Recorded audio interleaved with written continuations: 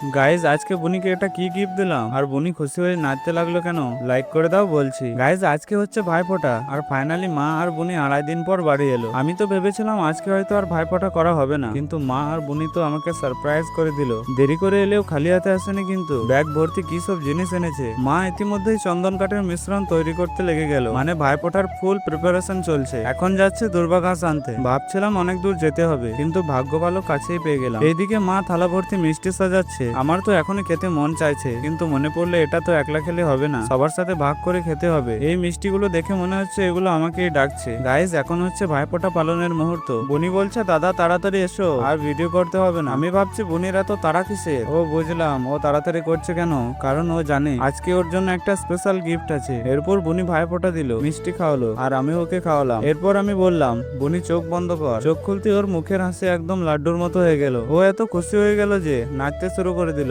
এরপর মিষ্টি খাওয়ার পালা। খাওয়ার আগে দাদুকে কিভাবে বলতে পারি, তাই ডেকে আনলাম দাদুকে। এরপর বাবা মাকে বললাম আগে তোমরা মিষ্টি খাও। এরপর দুজনেই বলছে না না তুই আগে খা। এই জন্যই তো বাবা মা পৃথিবীর সেরা উপহার। এরপর দাদু আর আমি একটু মিষ্টি পার্টি করলাম। দেখো বুনি 1 প্লেট মিষ্টি খেয়ে প্লেটটা সাফ করে দিল। তো গাইজ আজকে এইভাবেই কাটলো আমাদের ভাইফোঁটা। আর হ্যাঁ, তোমরা তোমাদের দিদি বোনকে কি গিফট দিয়েছো কমেন্টে জানিও।